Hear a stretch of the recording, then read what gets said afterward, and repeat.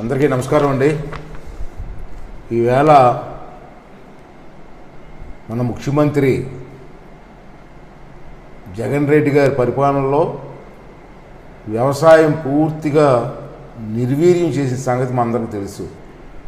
రైతుల కోసం అనేకమంది వాగ్దానం చేసిన జగన్ రెడ్డి అధికారంలోకి వచ్చిన తర్వాత వ్యవసాయం గురించి చాలా నిర్లక్ష్యం చేసిన సంగతి మనం చూస్తూనే ఉన్నాం. ఇవాళ సంక్షోభం ఉన్న వ్యవసాయాన్ని ఆదుకోవడంలోనూ పంటలకి గిట్టుబాటు ధర కల్పించడంలోనూ మన ముఖ్యమంత్రి జగన్ రెడ్డి, అదేవిధంగా వ్యవసాయ శాఖ మంత్రి కన్నబాబు కూడా పూర్తిగా విఫలమైన సంగతి మనకు తెలుసు. ఈవేళ ప్రభుత్వం ఇస్తున్న సాయం కొరకు ప్రభుత్వం చెబుతున్నటువంటి లెక్కలకి వాస్తవానికి సంబంధం లేదు. మన వ్యవసాయ శాఖ మంత్రి అయితే కొన్ని వేల కోట్లు ఖర్చు పెడుతున్నాం వ్యవసాయకం అని చెప్తాడు. ఇలా బడ్జెట్ లెక్కలు కానీ ఈవేళ ప్రభుత్వంలో ఉన్న లెక్కలు కానీ చూస్తే దానికి దీనికి సంబంధం లేకుండా ఇవాళ ఉన్నాయి. అంటే ప్రజల్ని, రైతుల్ని ఏ విధంగా మోసం చేస్తున్నారు ఈ కన్నబాబు గారు అన్నది మనకు క్లియర్గా అర్థమవుతుంది. అంతేకాకుండా కోస్తా జిల్లాలో ఇప్పుడు కూడా క్రాప్ హాలిడేలు ఉన్నాయి. గతంలో ఎప్పుడో ఒకసారి రెండుసార్లు చూసాం.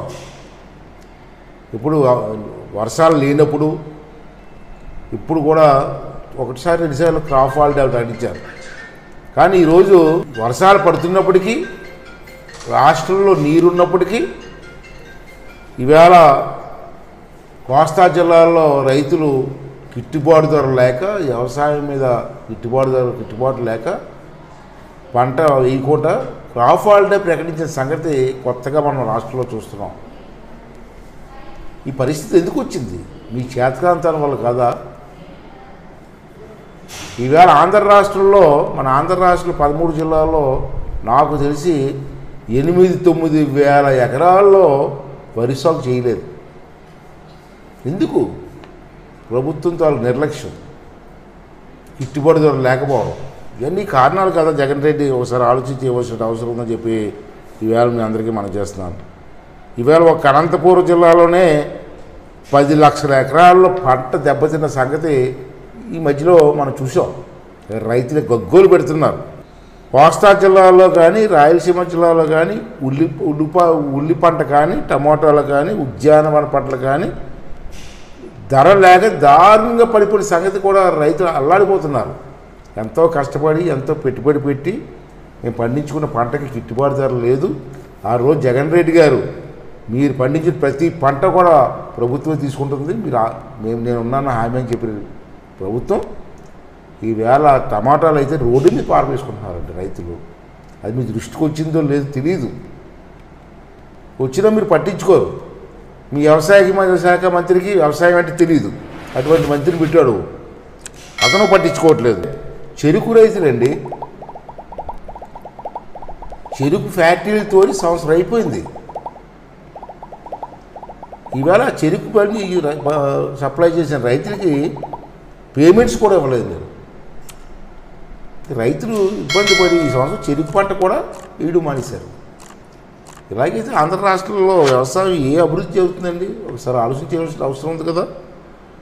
రైతులమ్మిన ధాన్యం గురించి ఏమన్నా నువ్వు ధాన్యం నూర్చిన వెంటనే నీ పొలంలోకి మా వాళ్ళే వస్తారు, మా ఆఫీసర్లు వస్తారు, వచ్చి ధాన్యం కొంటారు, వెంటనే డబ్బులు కూడా పే చేస్తారని చెప్పు. ఈవేళ పండించిన ధాన్యం కొనేవాడు లేడు, అమ్మిన ధాన్యానికి డబ్బులు కూడా ఇవ్వక సుమారు 6-7 నెలలు 8 నెలల నుంచి రైతులు అల్లాడిపోతారు. సంగతి మీ దృష్టికి వచ్చిందా? మిల్లర్స్ ధాన్యం కొనుక్కున్నారు కానీ పేమెంట్స్ ఇవ్వట్లేదు. మిల్లర్స్ని అడిగితే ప్రభుత్వం మాకు పేమెంట్ ఇవ్వట్లేదు అన్నారు. ఈ విధంగా రైతుల్ని దగా చేసినటువంటి ముఖ్యమంత్రి నువ్వు కాదా జగన్ రెడ్డి అని చెప్పి ఈ సందర్భంలో మనం చేస్తాను. అదేవిధంగా ఆత్మహత్యలు, గతంలో ఎన్ని మాట్లాడినామండి ఆత్మహత్యల గురించి?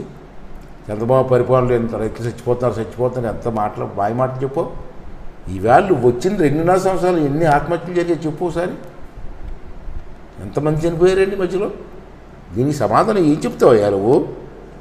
ఇది చాలదన్నట్టు మళ్ళీ రైతుల మీద ఇంకో భారం. ఆ రోజు ఎన్టీ రామారావు గారు ఆస్పోర్కి ఎంత పెట్టారు రైతుల మోటార్లకి. తర్వాత మీ నాన్నగారు వచ్చిన తర్వాత ఫ్రీ కరెంట్ అన్నారు. నువ్వేమో ఎలక్షన్లో ఫ్రీ కరెంట్ని కొనసాగిస్తానన్నావు. మళ్ళీ మోటార్లు మీటర్లు ఎందుకు పెడుతున్నావయ్యా? ఫ్రీ కరెంట్ అని చెప్తే కదా నీకు ఓట్లేసారు రైతులందరూ. మళ్ళీ ఇప్పుడు వాళ్ళు మోటార్లు పెట్టి పరిస్థితికి వచ్చింది అంటే రైతులు ఈ విధంగా మోసం చేస్తున్నావా లేదా?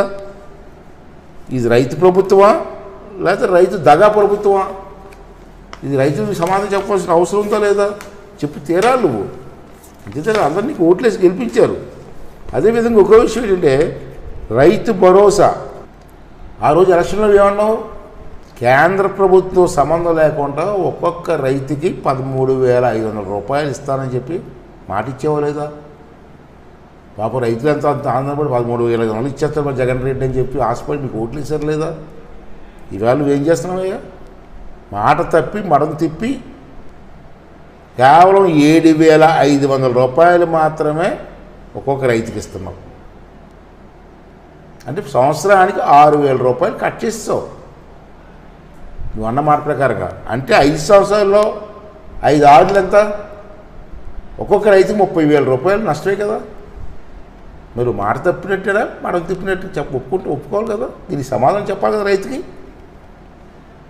ఇంకా మోసం 64 లక్షల మందికి రైతు భరోసా ఇస్తానని చెప్పి 64 లక్షల మందికి రైతు భరోసా ఇస్తారని చెప్పి ఇప్పుడు కేవలం 45 లక్షల మందికి రైతు భరోసా ఇస్తున్నావు.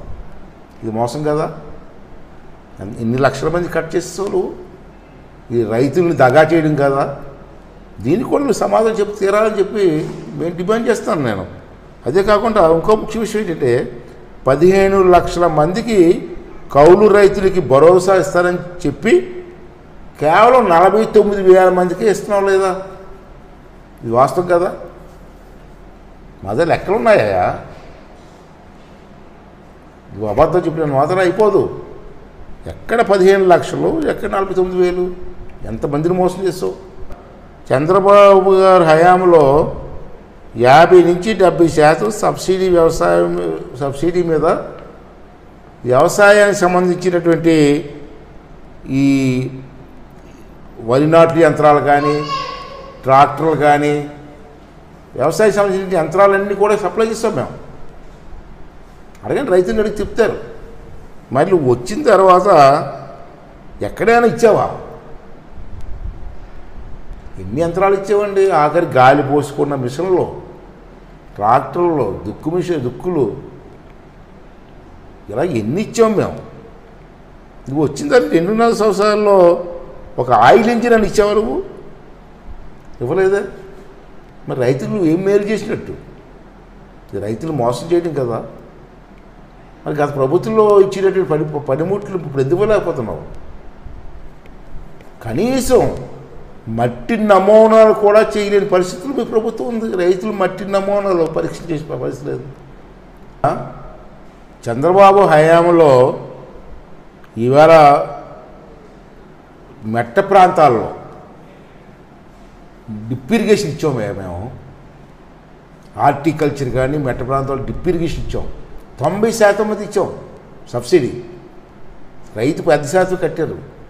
ఎంతమందికి ఇచ్చావా? ఎన్ని వేల ఎకరాలకు ఇచ్చావా? నువ్వు వచ్చిన తర్వాత 2.5 సంవత్సరాల్లో 1 ఎకరానికన్నా డ్రిప్ ఇరిగేషన్ ఇచ్చావా? ఈ మధ్యనే మా వాళ్ళ చేత అప్లికేషన్ పెట్టించాను డ్రిప్ ఇరిగేషన్కి. పెట్టిస్తే ప్రభుత్వం ఇప్పుడు వచ్చి మాకు ఆదేశాలు ఇవ్వలేదండి, ఇచ్చిన తర్వాత చూద్దామని చెప్పి ఈ వ్యవసాయ డిపార్ట్మెంట్ మాకు చెప్తున్నారు. ఎందుకు ఇవ్వలేకపోతున్నావయ్యా? ఈ ఎలక్షన్ ముందు అన్ని గొప్పగా మాటలు చెప్పు. అంతేకాకుండా గుజరాత్ రాష్ట్రం నుంచి అమూల్ డైరీ. ఇవాళ రాష్ట్రంలో అనేకమైన డైరీలు ఉన్నాయి. ఎంతోమంది బతుకుతున్నారు, బ్రహ్మాండంగా పనిచేస్తున్నాయి. నువ్వు గుజరాత్లో ఉన్నటువంటి అమూల్ డైరీకి అమ్ముడుపోయి ఈ రాష్ట్రంలో డైరీలన్నింటినీ కూడా మూయించేయడం ప్లాన్ చేసుకొని మాకు లోకల్గా ఉన్న డైరీలన్నీ నిర్వీర్యం చేయడం ఎంతవరకు సమంజసం? ఈ డైరీల మీద ఎంతమంది రైతులు ఆధారపడి ఉన్నారు? ఎంతమంది ఎంప్లాయీస్ ఆధారపడి ఉన్నారు? ఎక్కడో గుజరాత్ వాడికి నువ్వు సాయం చేసి ఇక్కడ డైరీలు ముంచేస్తావా లోకల్ వాళ్ళకి? ఇది అన్యాయం కదా. మరి పాడి రైతులకు దగా చేయడం కదా. ఇంకా ముఖ్యమైన విషయం, ఈ రాష్ట్రానికి పనికొచ్చే విషయం, ఎప్పటి నుంచో ఎదురు చూస్తున్న విషయం, పోలవరం ప్రాజెక్ట్.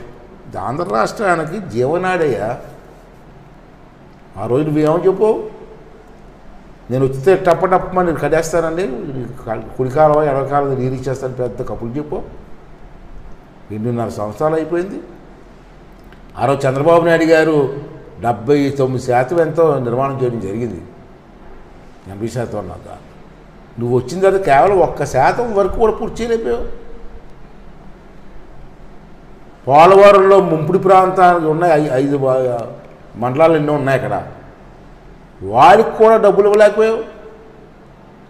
ఆ రోజు ప్రభుత్వం రాకముందు ఎన్నో ఇంత డబ్బు ఇస్తాను అంత డబ్బు ఇస్తాను చెప్పి వాళ్ళంతా ఓట్లు వేయించుకున్నారు. పాపం వాళ్ళంతా ఇల్లు లేక గొట్టల మీద బతుకుతున్నారు. ఈవేళ వాళ్ళకు కూడా మోసం చేస్తావు. ఈవేళ కేంద్రాన్ని ఒప్పించి 55,000 కోట్ల అంచనాలను ఆమోదించుకోలేకపోయావు. 55,000 కోట్ల అంచనాలు మార్చడం కోసం ప్రయత్నం చేసి కేంద్ర ప్రభుత్వాన్ని ఒప్పించుకోలేక ఈవేళ నువ్వేం చేస్తున్నావయ్యా? ఒరిజినల్ ప్లాన్ ప్రకారంగా 150 అడుగులు ప్రాజెక్ట్, అది ఎత్తు ప్రాజెక్టు. ఈవేళ డబ్బులు పెట్టలేక, కేంద్ర ప్రభుత్వం డబ్బులు తేలేక ఆ 150 అడుగుల ప్రాజెక్ట్ని 135 అడుగులు దించేస్తావా? ఇది బొమ్మరిల్లేటే ఆ పైకి ఎత్తేయడానికి కిందకి దించేయడానికి. మంచి ప్రాజెక్టు, ఎప్పటి నుంచే డిజైన్ చేశారు ప్రాజెక్ట్ని, ఇప్పుడు వచ్చి మార్చేస్తావా? అది నీ స్వార్థం కోసం మార్చేస్తావా? దీనివల్ల ఎంత నష్టమయ్యా? ఒరిజినల్ ప్లాన్ ప్రకారంగా కట్టాలి కదా.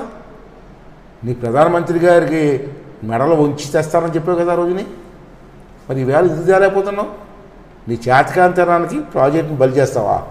అందుకే అంటున్నాను మేము, ఇది దగాకోరు ప్రభుత్వం, రైతులు దగా చేస్తున్న ప్రభుత్వం అని. మంచిది. ఇప్పుడు కానీ కళ్ళు తెరండి జగన్ రెడ్డి గారు.